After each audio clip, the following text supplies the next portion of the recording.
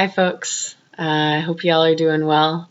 My name is Wilder Quinn. I am the founder of Wilder Tarot and Wildly Healed, and I'm here today to give you a little question of the week video blog. So you can read the full content of this video blog on my website, DylanWilderQuinn.com.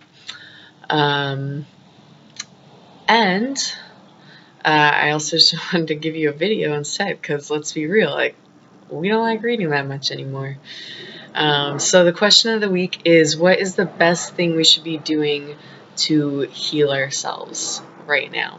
So this is all about trauma, specifically the traumatic events of the police shootings this last week.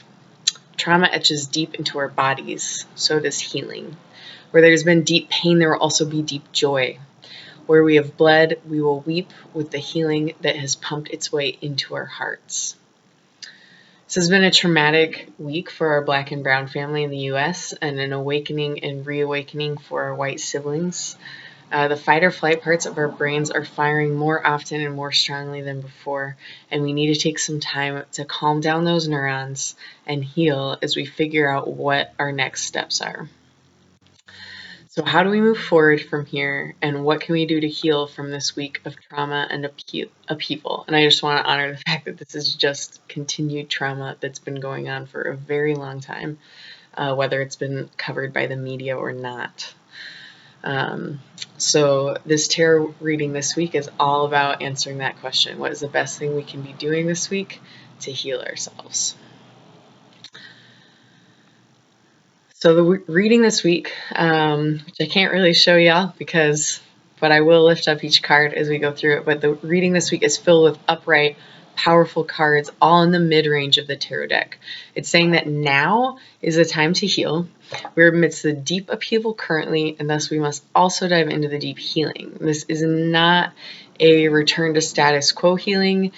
This is when we heal our bodies and souls so wildly that our bodies and hearts feel so resilient to trauma that we can focus on what is necessary, making sure that we're healing our collective wounds faster than we're creating new ones.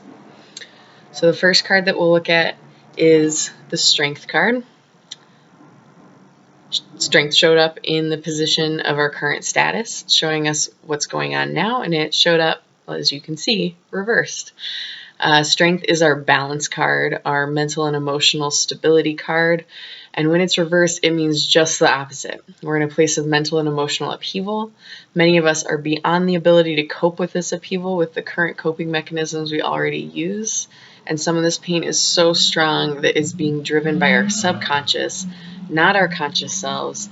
And that means more irritability, stress, agitation in our daily lives. For some of us, it means uncontrollable grief or being fully overwhelmed by our emotions.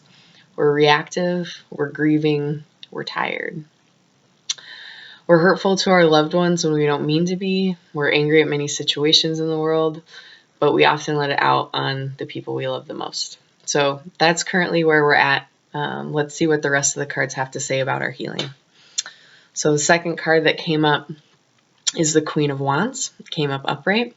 Came up in the position of external communications. As we focus on our healing this coming week, the Queen of Wands represents communication we'll receive from anyone but our internal selves. So we'll be a guiding person, and I am getting a single person here since it's a court card.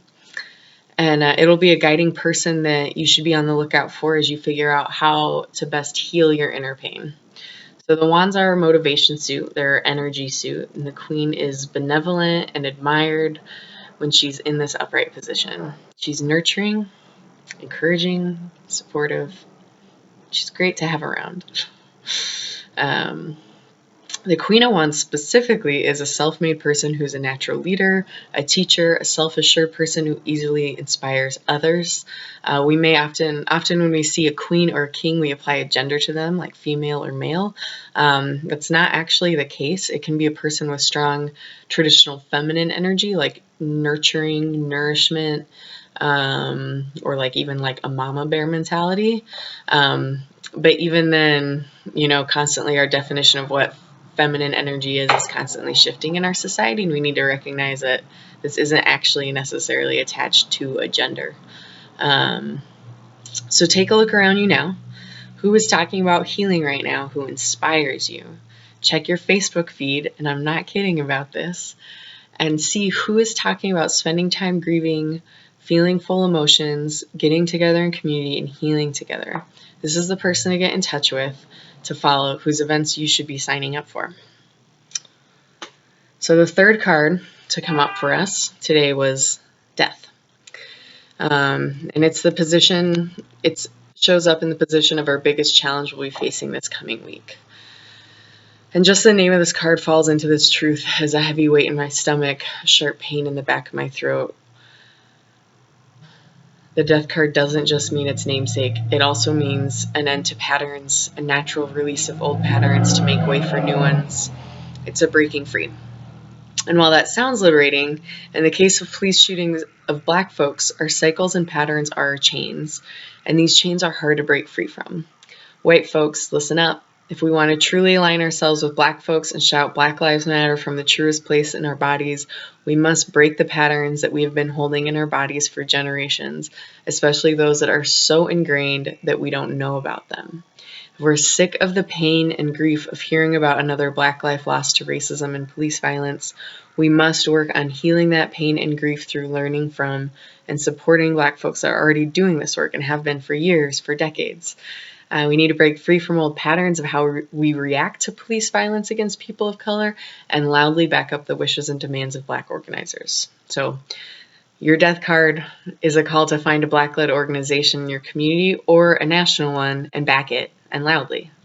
If you're a white healer, offer your healing practices for free to the Black community. And breaking these old patterns and forming new ones will be a key part of your healing this week. For Black folks and non-Black POC folks or people of color, this upright death card also means for you breaking a pattern of healing that thus far has been your go-to for healing after these traumatic events. As a white person, I don't really want to give generalizations for what folks have already been doing and what they need to do instead, but I do want to offer free individual tarot readings for you if you want to have individualized information about what you may want to do to heal during these coming weeks. So you can check out the bottom of this blog or go to DylanWilderQuinn.com and contact me. So death card, breaking old patterns, forming new ones. Our fourth card is the Page of Swords, standing upright and in the position of our emotions and our relationships. Our swords deal with our deep psychology, our emotions, our intellect, our subconscious.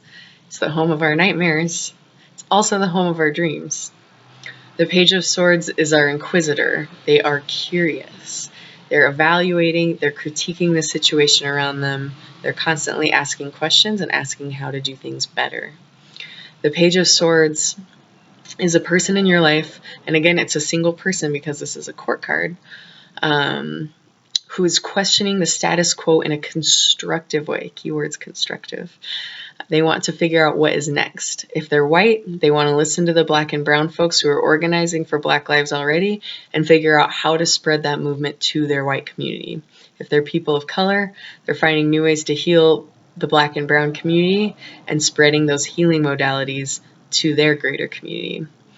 The Page of Swords is not yet an obvious and admired leader, but they are discovering their leadership fast, growing their following, and doing it right now. So find this person in your life and align yourself with them in this coming week.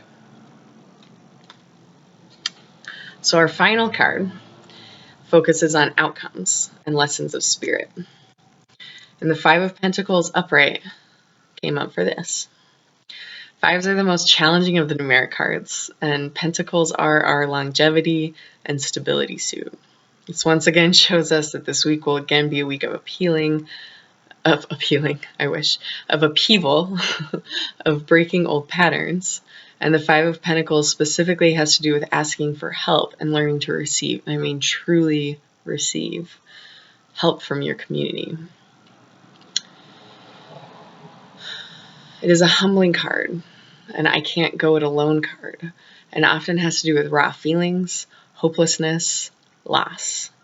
It's not surprising that this card is coming up for us around healing the losses of last week. The message is clear. Seeking out healing from your community is really important right now. Do not let yourself be alone during this time.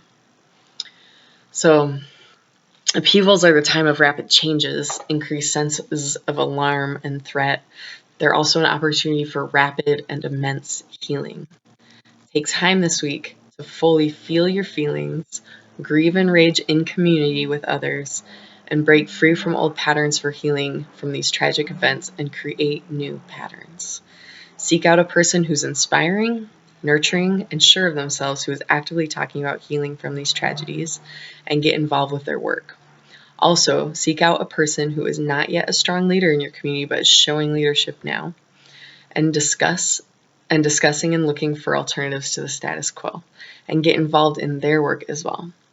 Most importantly, seek out your community, let yourself be held by them, and hold them. Love strongly. Feel that grief turn into healing as we seek to end the racially violent deaths of these beloved individuals. For Black people and non-Black folks of color reading or listening to this, I am offering free tarot readings this week and next for healing. Go ahead and visit my website, DylanWilderQuinn.com, and use the Contact Me form to schedule a reading. And I'll include a link in the caption of this video. So thanks, y'all. I do offer tarot readings on the daily, and you can check out my schedule and schedule something with me on my website. All right. Have a great week and heal wildly.